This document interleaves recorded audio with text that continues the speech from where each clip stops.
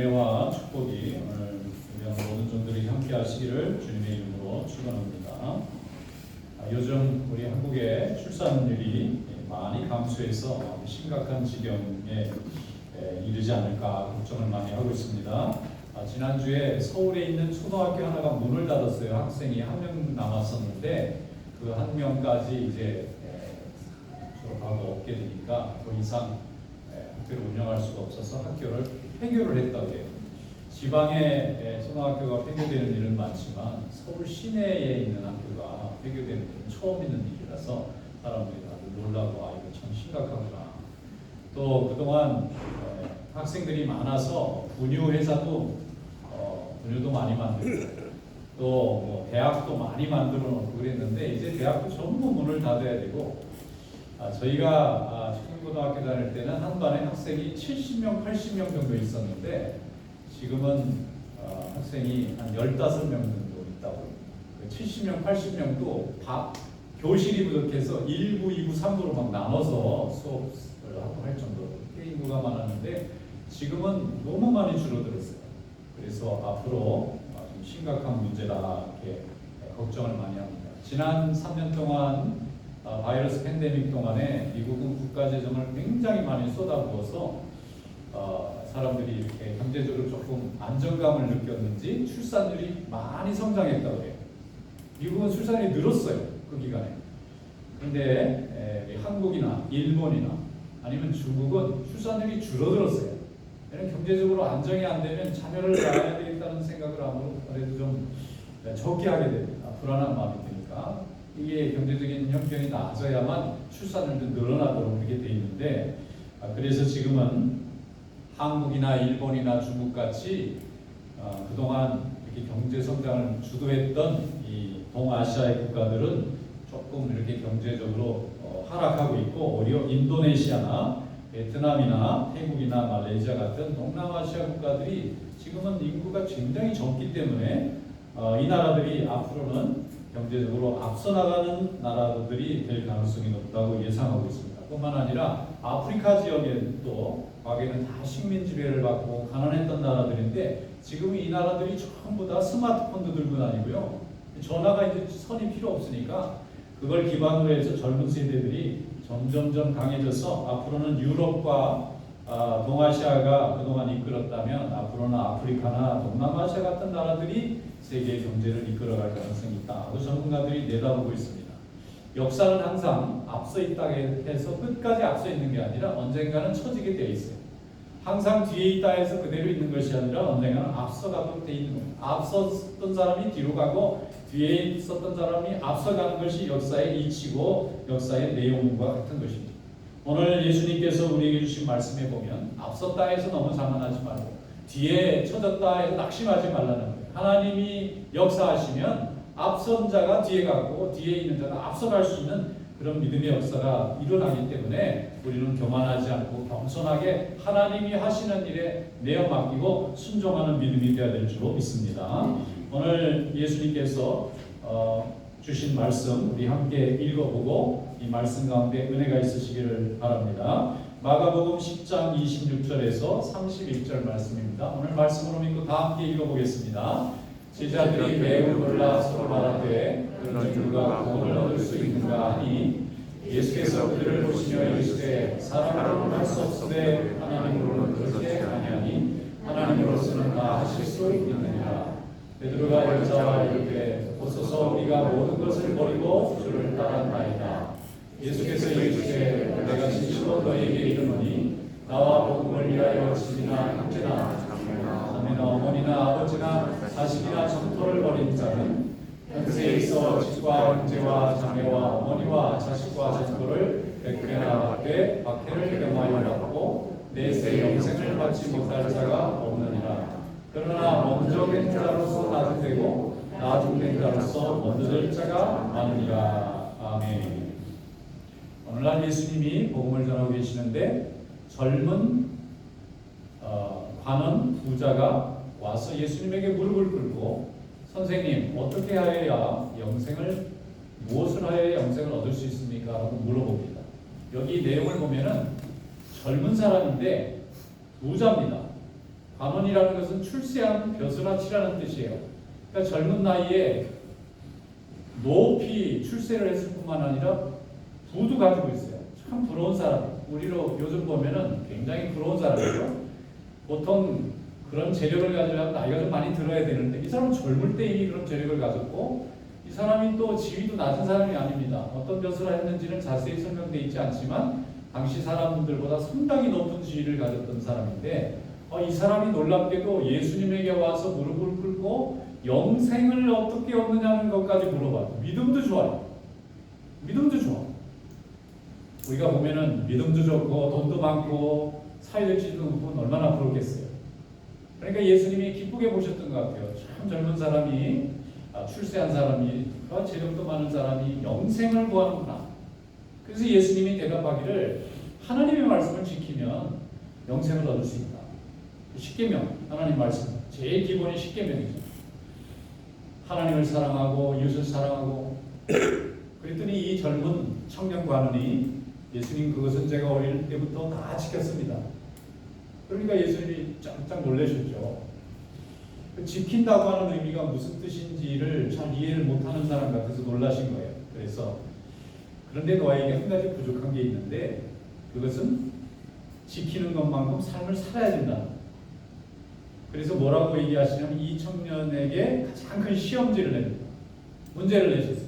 그건 뭐냐면 내가 지금 이제 가지고 있는 모든 소유를 팔아서 가난한 사람들에게 다 나눠주고 빈손으로 빈 몸으로 너는 나를 따라.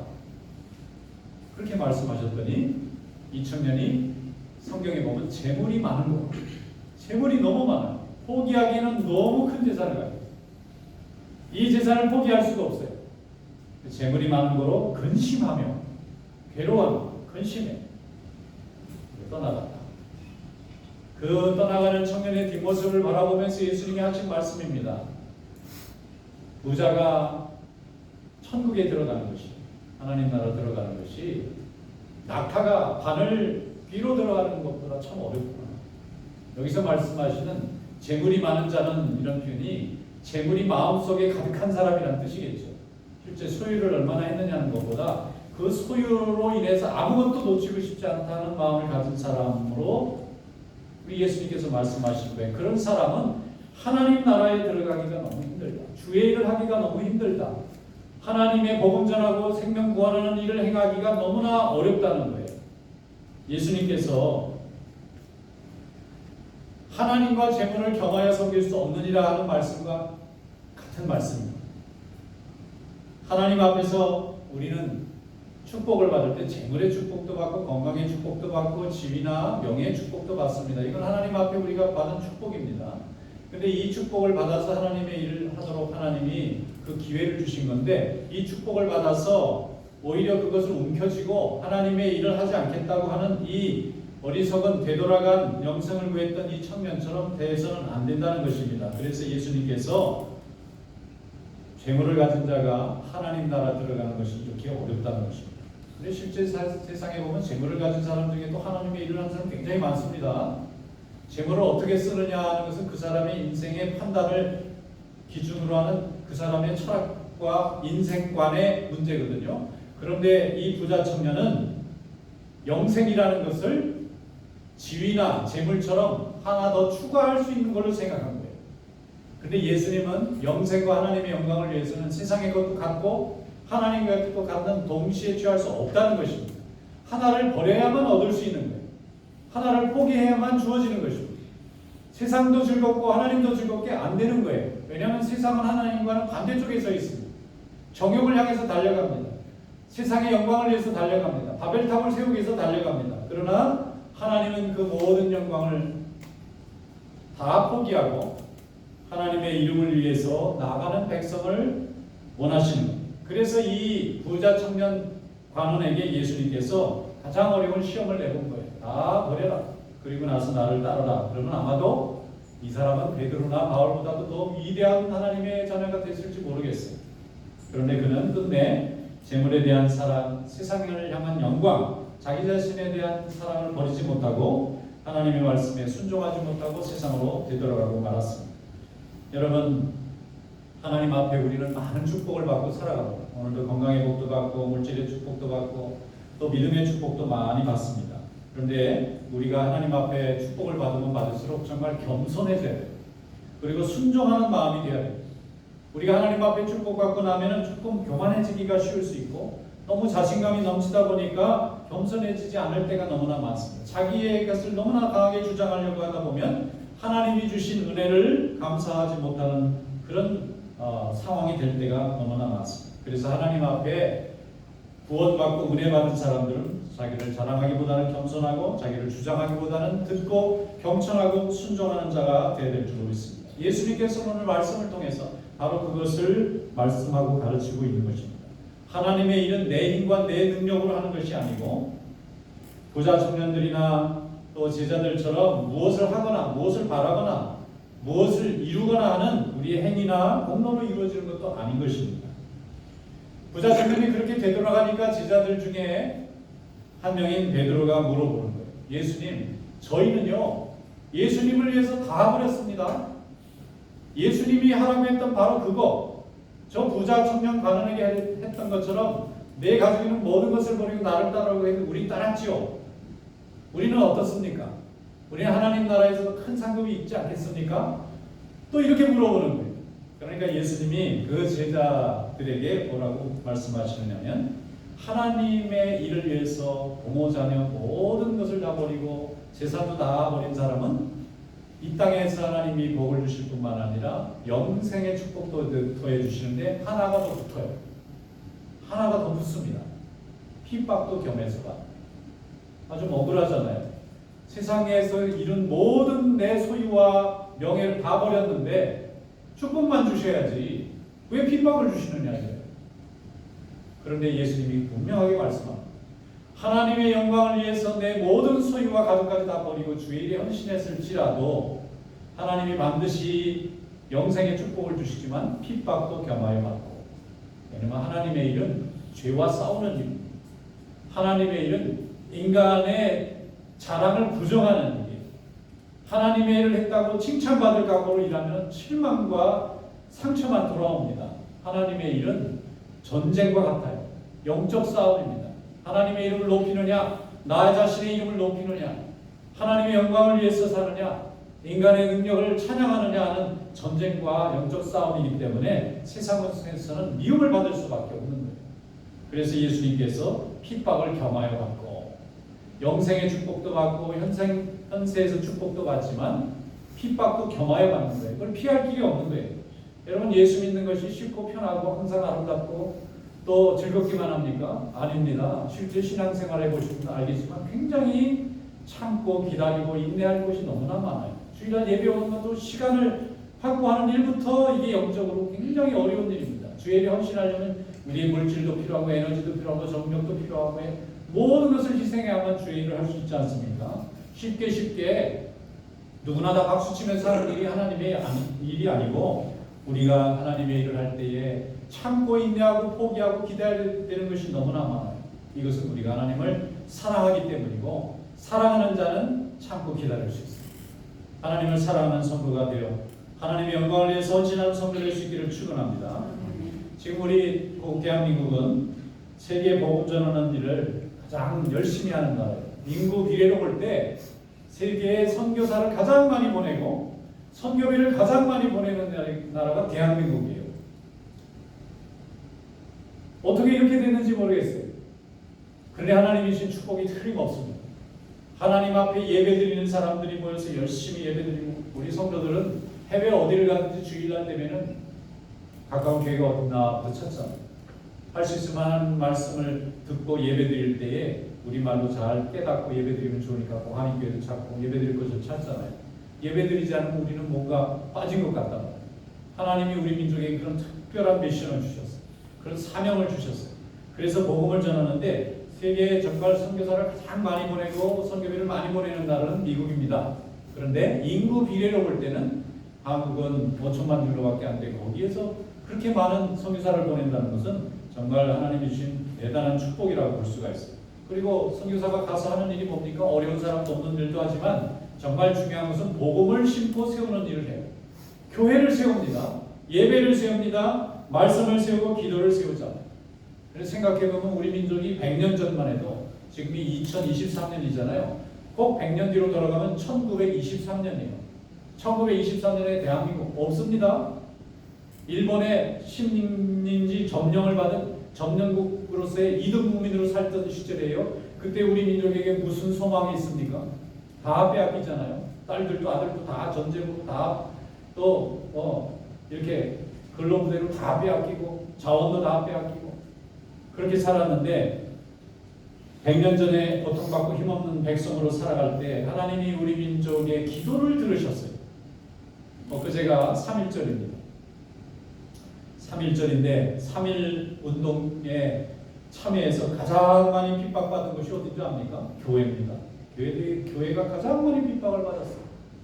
얼마나 많은 사람들이 핍박을 받았는지 그때부터 교회에 대한 이 핍박의 수위가 2배, 3배로 넘 이렇게 강해졌다는 거예요. 왜 그런가 봤더니 이 대한민국 모든 백성들의 소망이 교회에 있었던 거예요. 일본 제국주의도 그걸 알아본 거예요. 저 교회에 사람만 가면 바뀌는 거예요.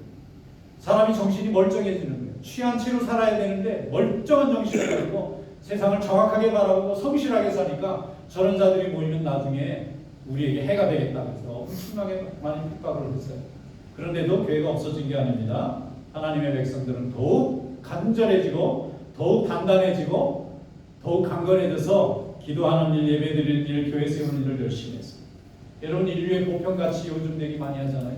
인류의 보편가치를 공유할 수 있는 나라가 세계에 앞장서고 이끌어갈 수 있고 이 보편가치에 반하는 나라나 민족은 반문명적이라고 생각해서 세계사의 대열에 참여할 수가 없잖아요. 아무리 강한 재력을 가지고 있어도 인류의 보편가치 모든 사람의 생명을 존중히 생각하고 그 어떤 것보다 파괴보다는 또 세워나가는 그런 방향으로 서 있는 그런 가치에 공유하고 동의하는 나라와 민족과 백성이 이 땅에 지금 앞장설 수밖에 없어요.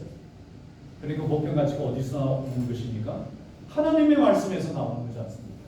이 세상이 모두 다 보편하고 평등하다는 말씀이 어디서 나옵니까? 하나님의 말씀에서 나옵니다. 하나님이 세상을 만드시고 모든 사람을 차별 없이 하나님의 자녀로 만드셨다고 하는 이 고백과 이 말씀을 근거로 해서 인간의 보편가치, 인권과 평등과 자유와 또 긍휼과 자비와 섬김이 다 거기서 나오지 않습니까? 하나님의 말씀은 세상을 창조하시고 인간을 자기 형상대로 만드신 하나님의 말씀으로 이루어져 있습니다. 세상을 말씀으로 창조하시고 지금도 생명으로 다스리고 성령의 능력 가운데 인도하신 하나님의 말씀을 이 백성이 일찍이 알고 깨달았으니 하나님이 이 백성에게 복을 주신 줄로 믿습니다. 2차 대전이 끝나고 패전국과 승전국이 나뉘었어요. 패전국은 그냥 처분대로 해주세요 하고 엎드려 있는 거고 승전국은 이걸 어떻게 요리할까 하고 상의하는데 세계의 승전국 세 정상이 모여서 일본은 패망을 했고 독일도 패망했고 다 패망했으니까 이제 전쟁 후에 각 나라를 어떻게 원래대로 되돌릴까? 근데 그 중에 3.1운동을 기억했어요.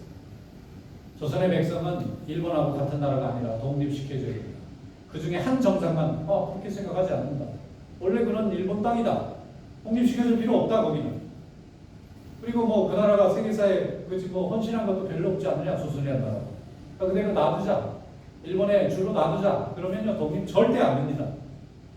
아무리 우리가 전쟁에서 피를 흘리고 싸웠어도 세계를 재편하는 그 중요한 순간에 한국은 독립시켜주자. 안 돼. 안 돼 있어요? 없습니다. 그럼 그렇게 합시다. 이렇게 안 했으면요 대한민국은 지금 없어요. 그러니까 일본말 쓰고 있어요. 그 별거 아닌 것 같지만 굉장히 중요한 겁니다. 역사는 그 순간에 힘이 모여있을 때 누가 주도하느냐 하는 그 결정에 의해서 다 이루어지고 있어요. 지금도 그렇지 않습니다. 하나님이 역사하셨다고 저는 믿습니다.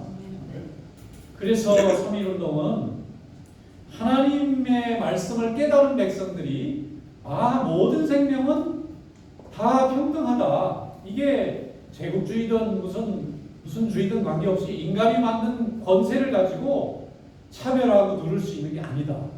하나님은 모든 백성을 평등하게 만들었기 때문에 한 나라가 한 나라를 침략하는 것도 옳지 않다.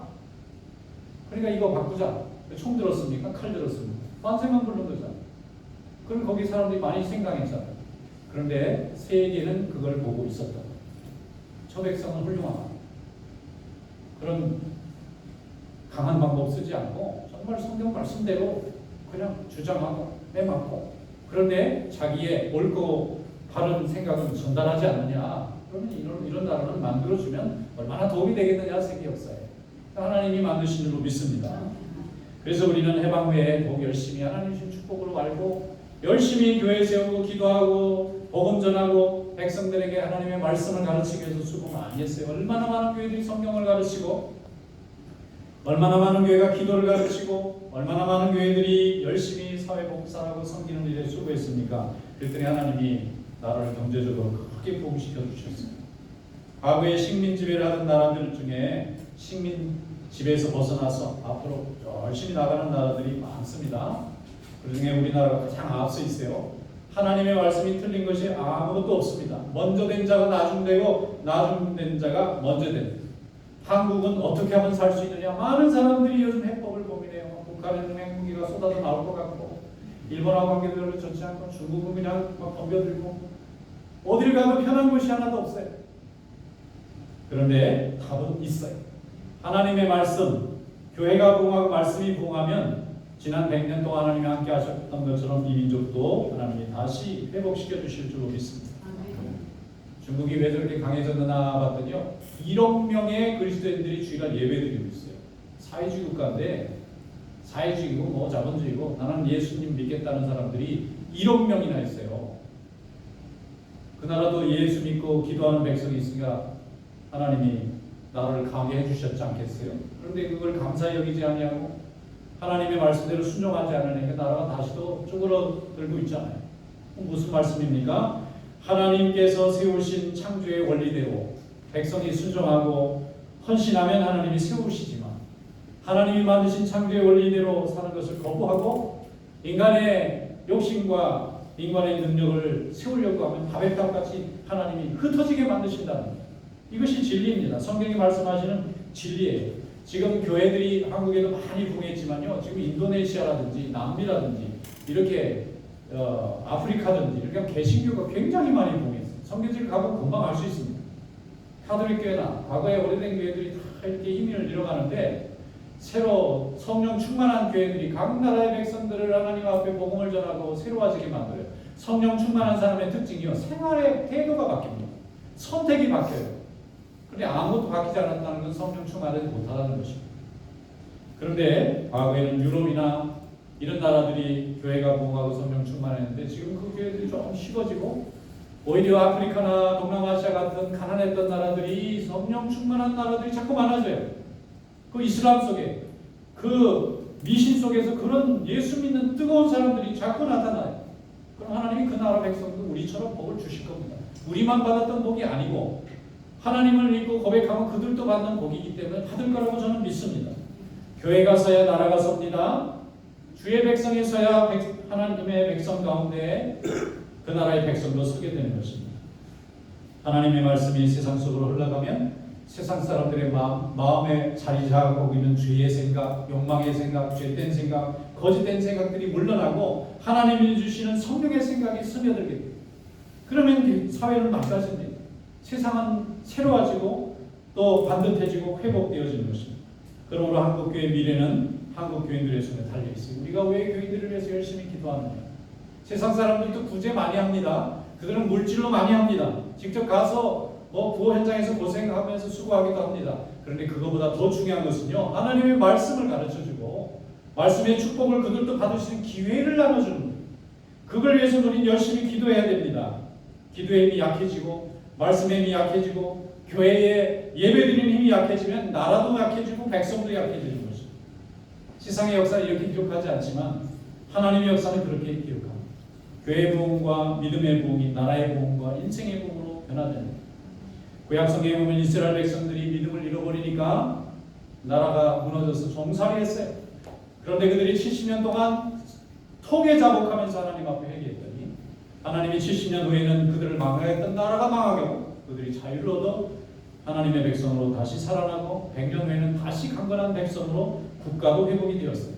그래서 이사야 선지자가 이렇게 선포했습니다. 이사야 60장 22절에 그 작은 자가 1000명을 이루겠고 그 약한 자가 강국을 이룰 것이다. 때가 되면 나 여호와가 속히 이루리라.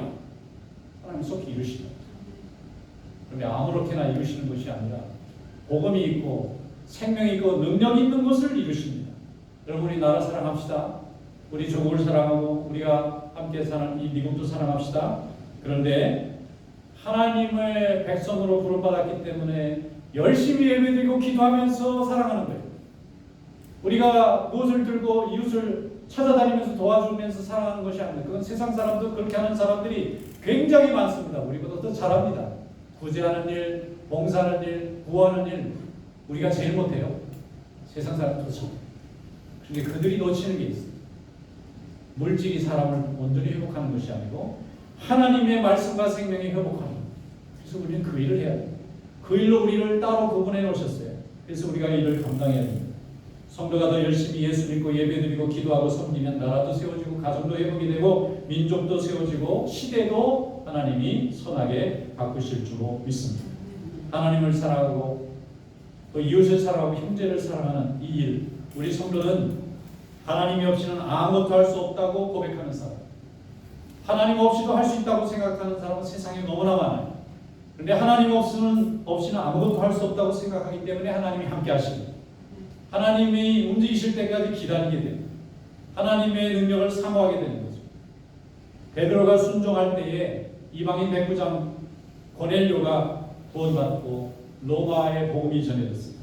사도 바울이 순종하니까 빌립보나 에베소나 고린도에 있는 사람들이 복음을 듣고 하나님의 백성이 되었습니다. 믿기는 유대인들이 분명히 먼저 믿었지만 하나님께서 거두시는 생명의 구원의 역사는 이방인들이 헬라인들이 나중에 먼저 되는 일꾼들로 하나님이 사용하셨습니다.